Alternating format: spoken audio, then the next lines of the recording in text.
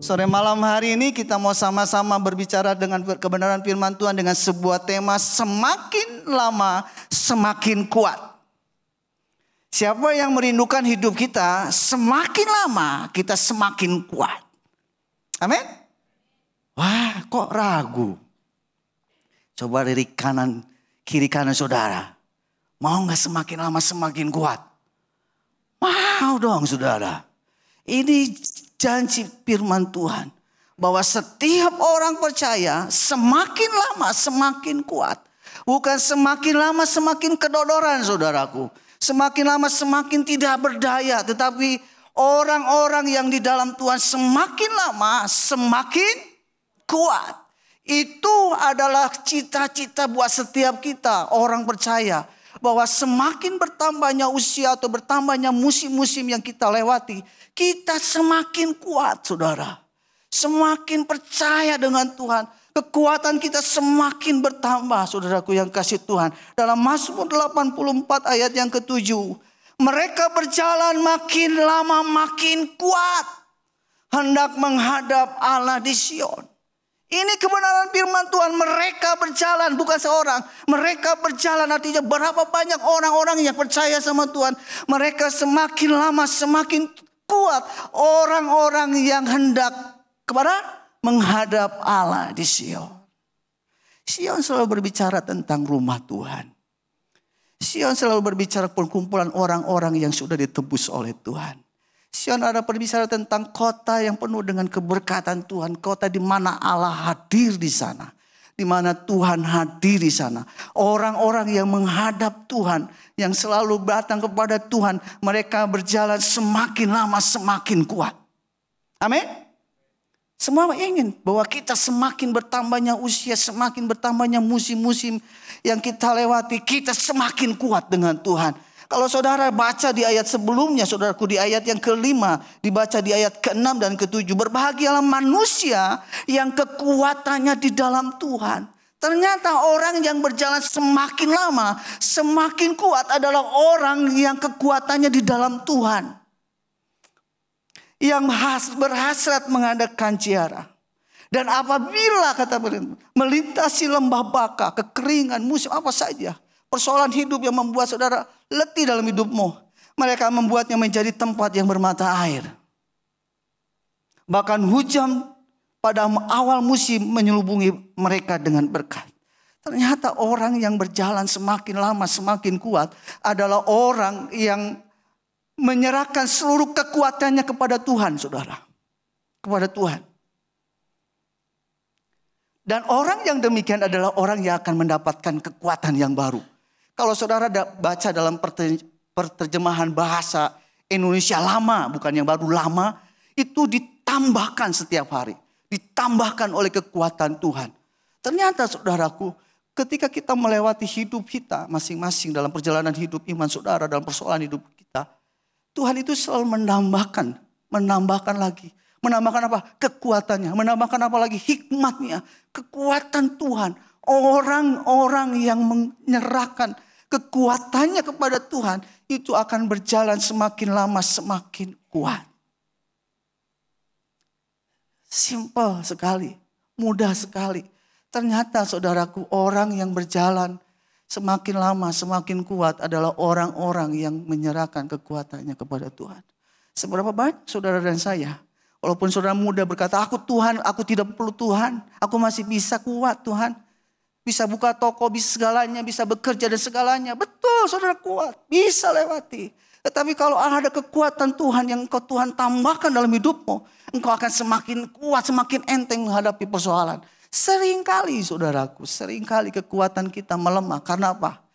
Iman kita semakin terkikis oleh kekhawatiran demi kekhawatiran. Persoalan-persoalan hidup dalam rumah tangga atau usaha kita seringkali mengikis kekuatan kita. Kalau kita tidak mengandalkan Tuhan, kekuatanmu yang full pun akan habis terkikis oleh kekhawatiran-kekhawatiran dunia. Oleh karenanya kita perlu Tuhan. Cici saya punya nyanyian idola dalam hidupnya adalah bukan dengan kekuatanku ku dapat jalani hidupku tanpa Tuhan yang di sampingku. Ku tak mampu sendiri. Puji Tuhan. Orang yang berjalan dengan Tuhan akan semakin lama semakin tua. Amin. Loh, kenapa bisa ya semakin lama semakin kuat? Ya kan? Seringkali orang yang menginjak umur 50 tahun udah mulai atlet mundur pelan-pelan. Aduh, kekuatan saya sudah lemah. Ini saatnya anak-anak muda yang maju. Betul, saudaraku. Tetapi orang-orang yang di dalam Tuhan semakin lama semakin kuat. Bukan hanya berbicara tentang fisik, tapi semangat rohnya yang luar biasa. Nah, malam hari ini kita mau belajar bersama-sama. Kok bisa ya kenapa orang yang semakin lama semakin kuat? Kita mau bicara tentang Kaleb, saudara. Nah, Yosua 14 ayat yang ke-10 sampai ayat 11. Kata firman Tuhan, jadi sekarang sesungguhnya Tuhan telah memelihara hidupku seperti yang dijanjikannya. Kini sudah 45 tahun. 45 tahun lamanya sejak diucapkan Tuhan firman itu kepada Musa. Dan selama itu orang Israel mengembara di padang gurun. Jadi sekarang telah berumur 85 tahun, kata Kaleb. Aku hari ini, pada waktu ini aku masih sama kuat. Seperti pada waktu aku disuruh Musa. Seperti kekuatanku pada waktu itu. Demikianlah kekuatanku sekarang untuk berperang dan untuk keluar masuk.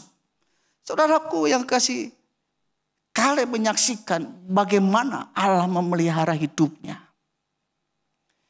Ketika dia mendapatkan janji Tuhan di umur 40 tahun. Dia pegang janji itu. Dia tidak lupa dengan janji Tuhan. Selama 45 tahun Kaleb memegang janji Tuhan itu. Sampai kata firman Tuhan, sekarang umurku sudah 85 tahun. Kekuatanku sama. Oh, hebat, luar biasa. Keren, saudara. Kemarin mama saya berulang tahun ke 86 tahun. Saya pergi ke Bandung, pulang pergi. 86 tahun. Masih dikasih bonus banyak sama Tuhan, saudaraku.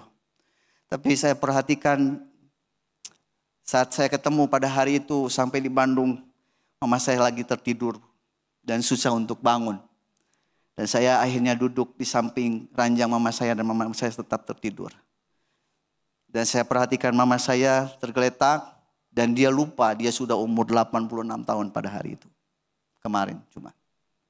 Saya bilang bisikan sama mama, "Mah, selamat ulang tahun, mama sudah 86 tahun." Mama saya diem saja, saudaraku. Cicing wae, you know cicing wae? Diem saja. Mama saya sudah maaf bicara, telinganya sudah tidak bisa mendengar. Tapi harus teriak, "Mama 86 tahun." Naon gitu. Dan malam itu kita ajak ke rumah makan, kita makan sama-sama semua anak, cucu dan semua kita kumpul di rumah makan dan kita mensyukuri anugerah Tuhan, berkat Tuhan masih ada. Ada kekuatan yang ada dalam dirinya. Dan dia berusaha untuk berjalan. Kalau bayangkan Kaleb, saudara. 85 tahun dia bisa berkata, aku kekuatanku sama waktu aku mendapatkan janji Tuhan di umur 40 tahun. Dan dia pegang itu semua, saudaraku. Sehingga kekuatannya tetap sama. Aduh saudara, itu yang aku inginkan, saudaraku. Di umur nanti, di umur-umur bonus Tuhan, kekuatan kita tetap sama. Amin. Amin. Siapa yang punya cita-cita nanti umur 80 tahun, kekuatannya sama. Kok sengok? Ayo kok. Pegang janji Tuhan, saudaraku. Pegang janji Tuhan. Wah, ini keren. Nah, kenapa sih Kaleb begitu bisa kuat dengan itu? Nah, yang pertama, dia memiliki semangat. Roh yang berkobar. Di dalam Bilangan 14 ayat 24a. Tetapi hambaku Kaleb, karena lain jiwanya yang ada padanya. Tetapi hambaku Kaleb, karena lain jiwa yang ada padanya. Nah, kalau dalam bahasa Indonesia lama. Saya mau bacakan buat saudara tapi tidak tercantum di sini. Kecuali hambaku Kaleb, sebab sertanya adalah roh yang lain, dan ia pun tetap menurut aku. Kalau dalam bahasa Indonesia lama, dia memiliki roh lain bersamanya. Dia memiliki roh yang lain bersamanya, yaitu roh Tuhan, saudara. Jadi orang yang semakin lama berjalan semakin kuat, itu memiliki roh yang lain dalam jiwanya, yang selalu bersamanya. Itulah yang membuat Kaleb, saudaraku, bisa tetap pegang janji Tuhan. Karena rohnya itu roh yang luar biasa. Bukan roh biasa-biasa, saudara. Rohnya itu luar biasa. Jiwanya lain, cara berpikirnya pun berbeda. Orang yang selalu terhubung, kata tadi pujian tadi sebelum firman Tuhan. Orang yang selalu terhubung dengan Tuhan, selalu memiliki jiwa yang lain. Cara berpikir berbeda. Kenapa? Karena rohnya menyala-nyala. Rohnya berkobar. Setiap hari dalam hidupnya dia selalu terhubung dengan Tuhan. Saudaraku yang kasih dalam Tuhan, kalau saudara dan saya ingin tetap kuat dan terus semakin lama semakin kuat, saudara harus punya roh yang lain, jiwa yang berbeda, cara berpikir yang selalu positif. Nah, dalam Bilangan 13 ayat 30, kemudian Kaleb mencoba menenteramkan hati bangsa itu di hadapan Musa. Katanya, tidak, kita akan maju menduduki negeri itu, sebab kita pasti akan mengalahkannya. Ternyata saudaraku, orang yang semangat yang selalu ada dalam Tuhan, rohnya yang selalu terhubung dengan Tuhan dan roh Tuhan selalu bersama-sama dengan kita, maka dia akan selalu berpikiran yang selalu positif. Ternyata orang yang bersemangat selalu bisa melihat peluang yang sekecil apapun di matanya, karena ada Tuhan yang besar yang bisa melewatinya, membantu dia untuk melewati persoalannya. Maka ada sebuah kalimat yang saya next. Orang yang bersemangat, orang yang semangat selalu bisa melihat peluang untuk maju dan berhasil. Kaleb, saudaraku, dan Yosua, orang yang minoritas dalam melihat cara mendapatkan sebuah kemenangan dari Tuhan. Walaupun 10 temannya berkata tidak mungkin. Kita ini seperti belalang. Tidak ada artinya, kekuatan kita tidak sebanding. Tetapi Kaleb berkata, tidak, kita akan maju. Dan kita akan berperang dan kita akan menang. Karena Tuhan yang memberikan kemenangan. Saudaraku yang kasih dalam Tuhan, saudara tidak akan bisa berkata demikian ketika saudara menghadapi persoalan yang besar. Tidak akan bisa berkata demikian kalau saudara dan saya tidak memiliki roh yang lain, yaitu Roh Kudus, roh Tuhan dalam hidup kita. Saudara tidak akan berkata hal-hal yang positif dalam hidup saudara. Melihat persoalan-persoalan yang di depan saudara seolah-olah semuanya tidak mungkin. Terlalu berat, tidak mungkin, besar persoalannya. Kalau saudara tidak punya roh yang berbeda, saudara tidak akan bisa berkata, ayo kita coba. Ayo kita berusaha. Lawan, coba. Sampai kita menang. Saudara akan berkata demikian kalau roh saudara terhubung dengan Tuhan. Kalau ada roh Tuhan yang mendampingi saudara. Ada roh Tuhan yang selalu bersama-sama dengan saudara. Dalam hidup saudara. Besar kecil persoalan hidupmu. Kalau ada roh Tuhan dalam hidupmu. Yang selalu bersama-sama dengan engkau. Di setiap musim hidupmu. Maka engkau dan saya akan menghadapi kemenangan demi kemenangan. Amin. Mari kita melihat. Seberapa banyak stamina rohani saudara dan saya pada malam hari ini dengan Tuhan. Saya ulang. Bagaimana saudara dan saya bisa mengukur keberadaan stamina rohani saudara dengan Tuhan saat ini. Apakah konektivitas, hubungan saudara dengan Tuhan sangat baik. Atau justru sedang tidak baik dengan Tuhan. Atau saudara sedang mulai menjauh dengan Tuhan. Sudah mulai nyaman dengan dunia ini yang membuat saudara lupa dengan Tuhan. Padahal sampai di titik ini pun kita bisa berada itu oleh karena Tuhan luar biasa. Amin. Kalau saudara tidak bisa mendapatkan sebuah hikmat marifat daripada Tuhan, bagaimana saudara bisa menghadapi persoalan-persoalan perubahan-perubahan zaman yang begitu luar biasa tanpa bisa diprediksi oleh siapapun juga. Saya mendengar terlalu banyak keluhan-keluhan dalam dunia bisnis usaha saat-saat ini. Berbeda dengan 5 atau 10 tahun yang lalu. Sekarang sudah banyak sebuah perubahan-perubahan yang luar biasa terjadi, saudara. Betul, saya mulai merasakan sekarang. Kenapa? Perubahan-perubahan itu sangat cepat sekali. Dan itu tidak bisa diprediksi. Yang tahu, loh kok bisa berubah ya? Kok bisa begini ya sekarang? Saudara jujur saudaraku, transaksi di mata pencaharian saya di toko. Biasanya orang tidak banyak menggunakan fasilitas internet banking atau QRIS dan sebagainya. Tetapi sekarang hampir mayoritas 80% itu pakai itu saudaraku. Dikit-dikit QRIS, dikit-dikit pakai Dana, dikit-dikit internet transfer. Jadi perubahan ini saya kaget. Loh kok sekarang berubah ya zaman. Pantesan uang baru itu sulit didapatkan. Kenapa? Karena uang elektronik yang semakin banyak. Jadi saudara tidak akan pernah khawatir kalau saudara kemana-mana masih bawa handphone toh. Suami ketinggalan gak ada masalah ya. Asal bawa handphone. Istri boleh ketinggalan, yang penting handphone jangan ketinggalan ya. Betul? Kenapa? Ada handphone aman saudara. Yang penting handphonenya ada duitnya. Ya dah. Perubahan-perubahan yang terjadi saat ini, waduh Tuhan. Kalau bukan Tuhan yang menolong memberikan hikmat marifat daripada Tuhan. Waduh, kita akan terkaget-kaget banyak saudara. Setiap pagi saya selalu merenung, Tuhan beri hikmat buatku untuk bisa melewati persoalan-persoalan yang sedang berubah begitu banyak. Perubahan-perubahan selalu banyak, sangat banyak. Saudaraku, kalau saudara tidak punya hubungan dengan Tuhan yang baik, kekuatan yang sudah kita punya, kalau kekhawatiran demi kekhawatiran mengikis iman saudara, saudara akan lemah saudara. Saudara akan kalah dengan persoalan hidup. Oleh pada sore malam hari ini mari. Kok bisa ya orang semakin lama semakin kuat? Karena dia mempunyai roh yang berkobar-kobar. Yang kedua saudaraku yang kasih dalam Tuhan.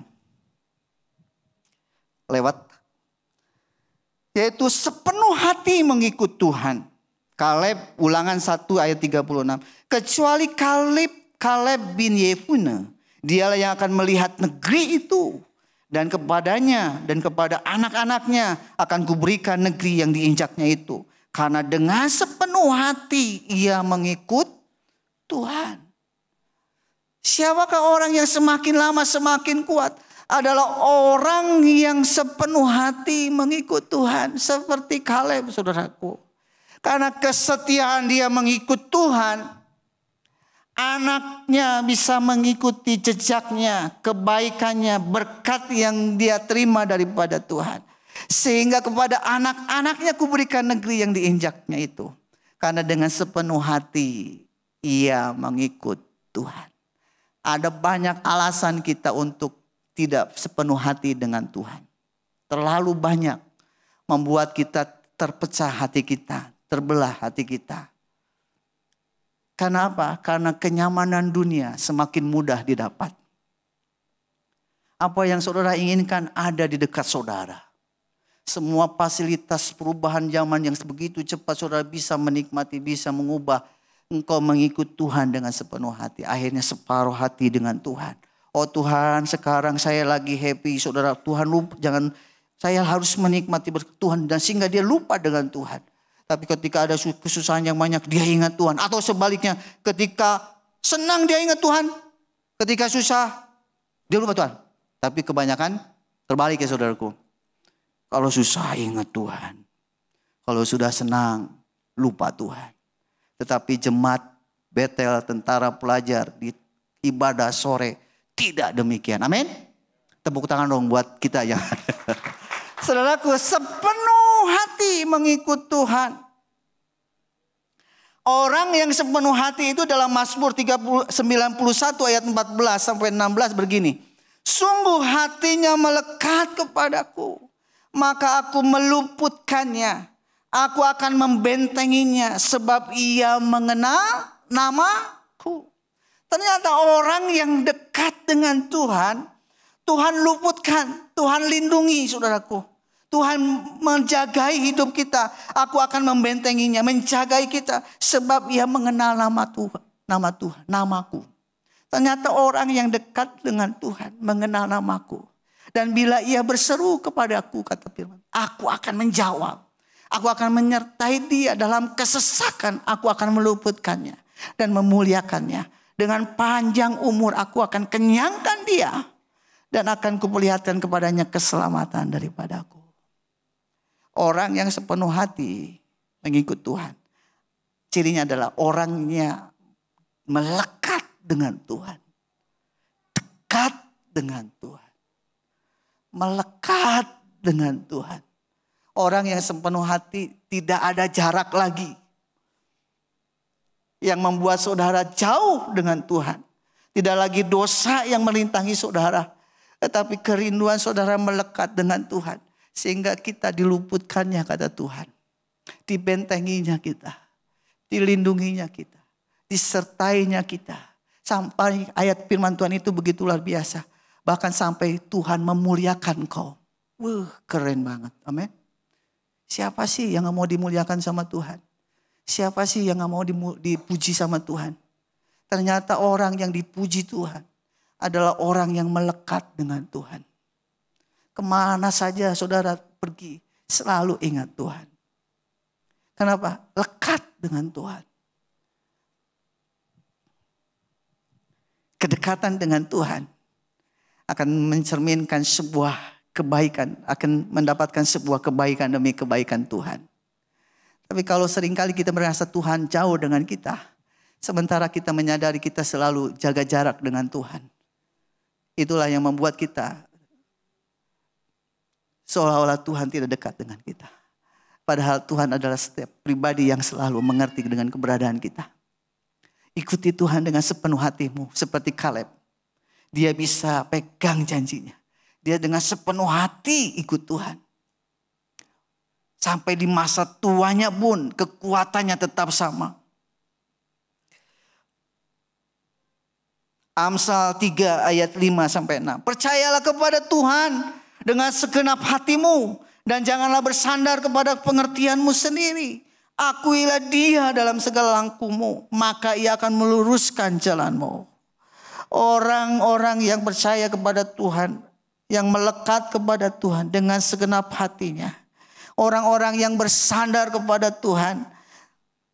Dia akan menyerahkan semua pengertiannya kepada Tuhan. Dia akan menyerahkan semua pengertiannya kepada Tuhan. Dan kalau saudara tahu bahwa Tuhan yang meluruskan jalan hidupmu. Tuhan yang membawa engkau berjalan dengan dia. Engkau akan tahu bahwa ternyata yang Tuhan ajak buat kita itu membuat kita memudahkan semuanya yang kita inginkan. Kalau kita melekat dengan Tuhan.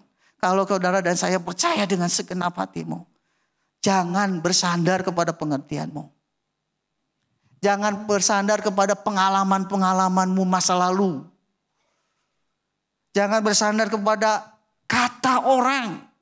Yuk kita bersandar kepada kebenaran firman Tuhan. Kemarin doa segenerasi, terus doa ada gedor. Di mana saudara diajak untuk baca firman Tuhan dengan tertib dan teratur. Sampai engkau mengalami keberkatan Tuhan.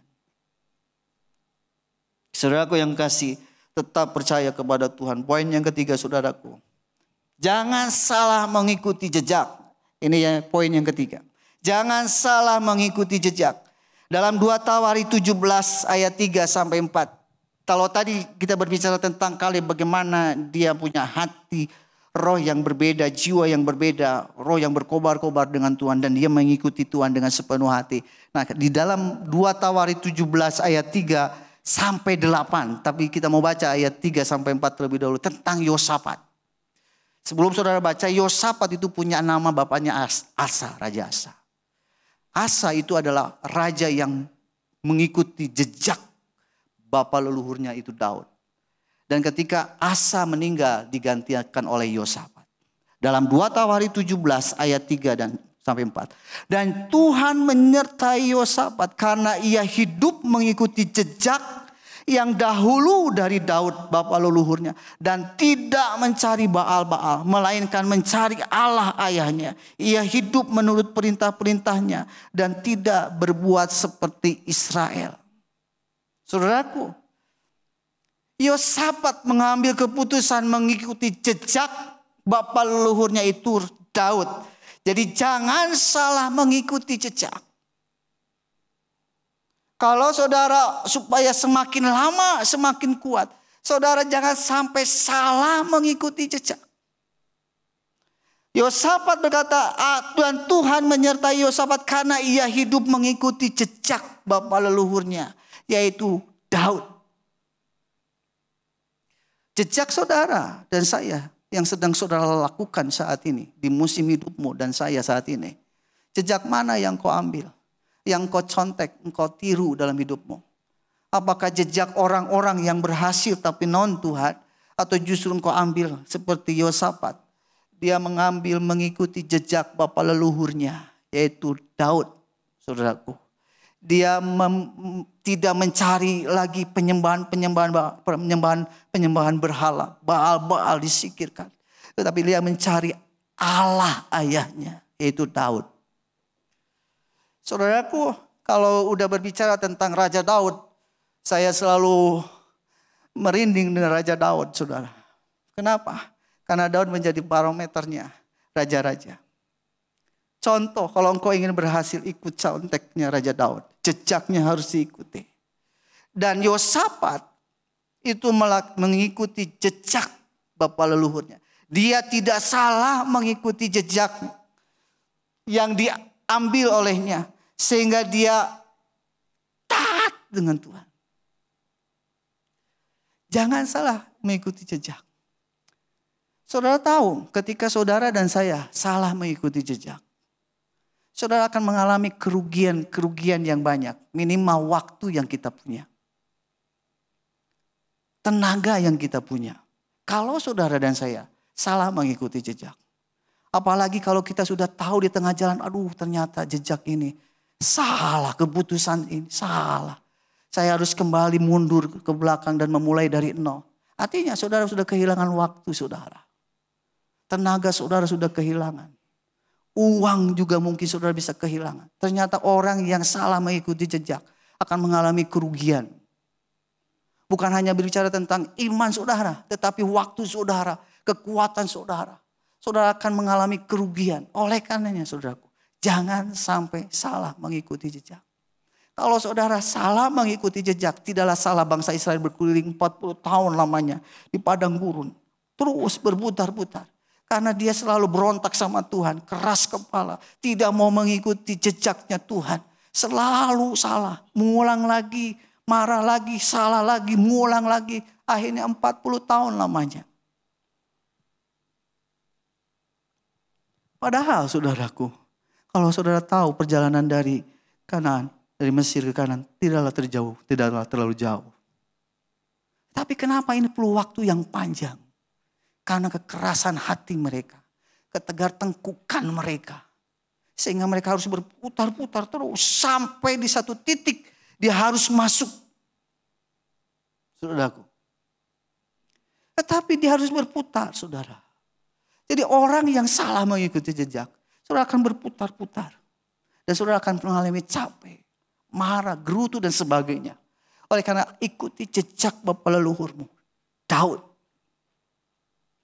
Sehingga dia diberkati Tuhan.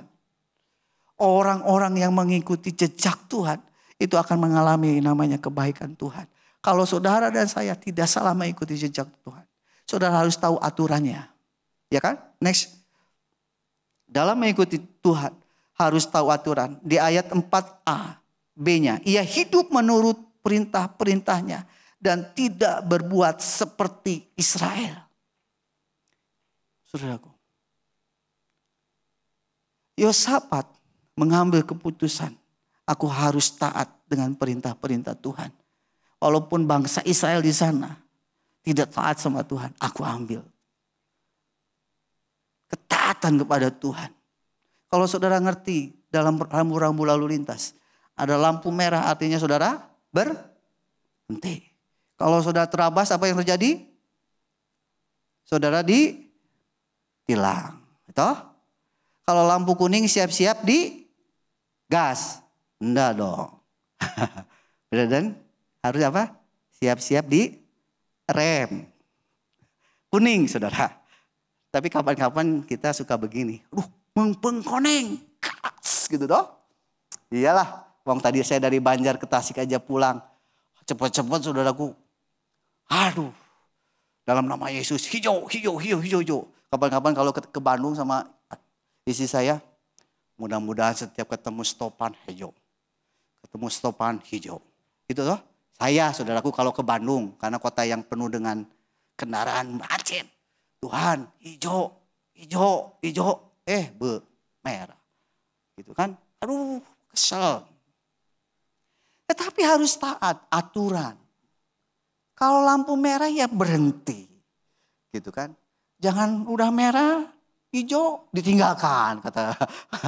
Nah, saudaraku yang kasih dalam Tuhan, aturan itu harus dipakai. Dan harus tahu aturannya. Di mana saatnya engkau diam dengan Tuhan. Ada saatnya engkau mulai ambil keputusan. Ada saatnya engkau melangkah apa yang sedang kau putuskan. Aturannya jelas. Kalau saudara ikut Tuhan, ya harus tahu aturannya. Di mana aturan itu ada? Ketika saudara baca firman Tuhan. Terlalu banyak aturan-aturan. Saya kemarin masuk kitab bilangan dan imamat. Waduh, capek saudaraku baca bilangan dan imamat itu. Jumlah, nama-nama, bani. Wah, segala macam. Capek saudaraku. Tapi saya harus taat belajar. Saudara. Belajar. Belajar terus. Saatnya berdiam diri dengan Tuhan. Saatnya berdiam diri dengan Tuhan. Sedangkan seringkali saudaraku. Berdiam diri dengan Tuhan tidak perlu waktu yang panjang. Betul? Sedangkan sepertinya biasanya kita perlu waktu dengan Tuhan tidaklah terlalu banyak. Mungkin 1 jam. Mungkin 2 jam. Tetapi setelah itu saudara bisa melewati fase-fase dalam kehidupan saudara. Saat teduh saudara mungkin tidak berjam-jam. Tetapi ketika engkau dapat dengan Tuhan. Engkau mendapatkan kekuatan yang baru. Seperti dapat bonus dari Tuhan, tenaga yang baru. Ada kekuatan yang ditambahkan lagi setiap pagi dalam hidupmu. Sehingga engkau dan saya bisa berjalan saudaraku. Dan tahu di mana engkau berhenti. Ketika engkau dan saya berhenti, di situ kita berenung, berdiam diri dengan Tuhan. Saudaraku, dan yang terakhir. Keempat, tidak pelit dalam berbagi berkat. Ini Yosafat 17, ayat 2 Tawari 17 ayat 7 sampai 8. Pada tahun ketiga pemerintahannya, ia mengutus beberapa pembesarnya, yakni Benhail, Obadja, Zakaria, Netaneel, dan Mika untuk mengajar di kota-kota Yehuda. Bersama-sama mereka turut juga beberapa orang Lewi, yakni Semaya, Netanya, Jebaja, Asael, Semi Ramot, Yonatan, Adonia, Tobia, dan Tob Adonia disertai imam-imam Elisama dan Yoram. Ternyata ketika Yosafat diberkati Tuhan, kerajaannya semakin diberkati, semakin kuat. Pada tahun ketiga pemerintahannya, dia mengutus saudaraku para beberapa pembesar, yakni Benhail, Obadja, Zakaria, Natanael, Mika, dan beberapa lagi saudaraku. Untuk apa? Untuk mengajar di kota-kota Yehuda. Ternyata saudara, orang yang sudah diberkati Tuhan, itu tidak pelit saudara. Dia semakin kokoh dalam hidupnya. Semakin banyak diberkati Tuhan. Semakin kaya dengan Tuhan. Dia semakin bisa memberi. Kenapa? Ternyata Yosafat setelah 3 tahun pemerintahannya, dia kokoh, kuat, diberkati Tuhan. Kotanya diberkati Tuhan. Mulai dia mengutus beberapa pembesarnya. Untuk apa? Untuk mengajar di kota-kota Yehuda. Ternyata orang yang diberkati Tuhan. Orang yang semakin kuat dengan Tuhan. Itu bukan hanya berfokus kepada dirinya sendiri. Tetapi setelah itu dia bisa melihat. Ada orang-orang yang harus diangkat oleh hidupnya. Dia mengutus beberapa pembesar. Untuk mengajar di kota-kota Yehuda. Supaya apa? Kota-kota Yehuda yang tertinggal semakin diberkati juga. Maju. Ternyata orang yang semakin kuat itu adalah orang yang tidak pelit untuk berbagi ilmu, saudara. Tidak pelit untuk berbagi berkat, saudara. Orang yang semakin lama hidupnya semakin besar itu ternyata bukan orang yang hanya aku. Tetapi ketika aku tahu Tuhan sudah berbuat banyak dalam hidupku, ini saatnya aku membangun kota-kota Yehuda yang sudah tertinggal, yang sudah rusak, runtuh dan sebagainya. Harus diberi pengajaran-pengajaran oleh para pembesar, para imam. Untuk apa? Kota-kota Yehuda pun diberkati Tuhan. Seberapa banyak saudara dan saya, kalau saudara sudah diberkati Tuhan, hidupmu sudah mulai baik. Saudara bisa mulai berpikir, siapa di antara saudara kita yang harus kita angkat, kita tolong. Itu yang harus kita lakukan, saudara. Untuk apa? Ternyata ketika kita memberi, itu sedang mengalirkan berkat Tuhan yang begitu luar biasa. Keran kita tidak karatan, saudaraku, terus mengalir. Saudaraku, saya ketika pindah rumah ke Negarawangi, saudaraku, dari Hajat Mustofa ke Negarawangi, saya beli rumah di belakang. Dan ketika itu sudah selesai, ada warga di belakang ngomong sama saya, kok sumur yang di tengah tolong jangan ditimbun. Airnya bagus. Kalau musim kemarau panjang, semua warga di belakang itu ngambil air di sumur itu. Saudaraku tahu ketika saya tahu air itu ditarik, diambil, itu gak pernah habis, saudaraku. Dan bersih sekali. Saya dapat berkat luar biasa. Kenapa? Air yang ada di tempat saya, di rumah saya, kualitasnya sama dengan PDAM. Bersih sekali. Tidak ada karat sekali. Dan ketika saya bikin sumur di sebelah rumah saya bikin sumur bor. Ternyata bagus juga. Dan warga ketika musim kering, saya kompas, saudaraku, saya bagikan itu dengan selang berapa 30 meter ke warga. Suruh ambil air di situ. Semakin sumur itu diambil airnya, ternyata semakin bersih, saudaraku. Semakin banyak, semakin banyak. Saudaraku, ketika sumur itu ditarik air, diambil air. Saudara, mata air yang tadinya kecil itu semakin membesar. Dan kalau mata airnya sudah semakin besar, air itu akan mengeluarkan dengan begitu banyak. Dan tidak akan pernah kering. Ternyata saudaraku, orang yang banyak memperhatikan orang lain, dia tidak akan pernah kekeringan.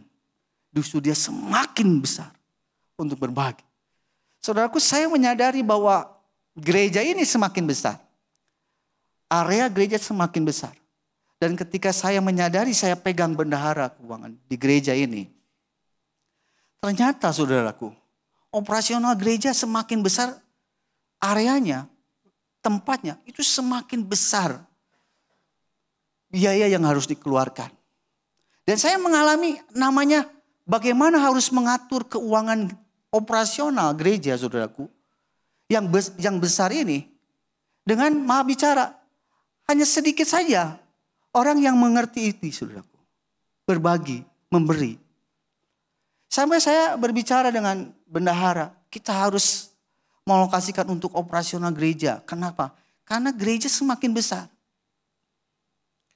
Dan saudara tahu setiap kelas sekolah minggu, saya itu salut sama guru sekolah minggu, saudaraku. Kenapa? Dia tidak digaji, saudara. Tetapi dia on time di situ. Sepenuh hati melayani pekerjaan Tuhan. Di sini ada Kokseng dan Cencen dan Bu Sri dan semua. Orang yang setia, saudaraku, tanpa gaji, saudaraku. Dia harus melayani sekolah minggu. Dia juga harus memberikan cenderamata atau hadiah buat anak-anak sekolah minggu dari dompetnya. Bahkan waktunya, tenaganya, pikirannya. Dan itu yang, oh Tuhan, ini keren sekali guru-guru sekolah minggu. Ada anak-anak remaja, youth yang maha bicara. Dan kita puji Tuhan, semua ini volunteer, saudaraku. Gereja ini dipenuhi oleh orang-orang yang sukarela melayani Tuhan. Pemusik melayani Tuhan dengan sukarela. Semua dengan sukarela. Itulah yang membuat saya semakin cinta dengan rumah Tuhan. Karena dipenuhi dengan orang-orang yang seperti itu, saudara. Tapi saudara tahu, kalau saudara mengerti bahwa, waduh, kalau saudara diberkati Tuhan, yuk kita bagikan berkat itu. Sebelum ke tempat yang lain, yuk kita untuk operasional. Kalau saudara tanya, yang rekening mana? Nah, saya mau nanti sampaikan, rekening pembangunan gereja. Saudaraku, rekening pembangunan gereja. Gereja kita masih ada utang karena beli lahan parkir yang di sebelah kanan saudara. Masih saudaraku. Dan saudara tahu di samping adalah geraha. Di mana di tempat untuk ibadah teen, youth, dan sekolah minggu. Itu setelah 10 tahun saudaraku. Itu interiornya itu udah lapuk saudaraku. Saya tahan sampai 2 tahun saudaraku. Enggak bisa diapa-apain. Sebenarnya saya malu ketika ke geraha. Interior kiri kanan sudah mulai lapuk, ada yang copot dan sebagainya. Untung jemaat di sini nggak ada yang nanya. Untung, saudaraku. Tapi bukan berarti saya senang. Artinya saudara nggak perhatiin itu rumah Tuhan yang di sebelah sana. Saudaraku, saya tahan sampai 2 tahun. Karena uangnya belum ada, belum tersedia. Tapi ya beberapa bulan tahun yang ini ada hamba Tuhan, pelayan Tuhan mengasih support untuk membetulkan interior. Kalau saudara tanya angkanya, besar saudaraku. Besar. Dan saya bersyukur ada 2 orang yang kok saya mau sumbang untuk geraha karena sudah rusak. 2 orang saudaraku. Dan saya bersyukur. Oke Tuhan, saya bagian karpetnya nanti. Dan saya tahu tuh saudaraku. Semakin engkau semakin kuat dengan Tuhan. Semakin engkau dikokohkan oleh Tuhan. Seperti Raja Yosafat di tahun ketiga pemerintahnya. Dia mulai mengutus pembesarnya untuk apa? Untuk memulihkan kota-kota Yehuda. Kalau saudara dan saya hari ini Tuhan sudah kuatkan. Dengan berkat dan segala macam. Ini saatnya engkau pun mengutus beberapa dalam hidupmu. Apakah dengan ilmu pengetahuan yang engkau punya. Apakah dengan kerinduan kau melayani Tuhan dan sebagainya. Kau lakukan itu. Supaya apa? Engkau semakin lama berjalan semakin kuat dengan Tuhan. Amin. Siapa yang rindu? Semua sepakat cita-cita kita. Di 40 tahun yang akan datang. Kekuatan kita sama. Kesetiaan kita sama. Kecintaan kita dengan Tuhan tetap sama. Amin. Siapa yang pengen dengan saya seperti itu? Bisa angkat tangan? Tepuk tangan buat Tuhan kita yang luar biasa. Saya mengundang pemusik kita menyanyikan lagu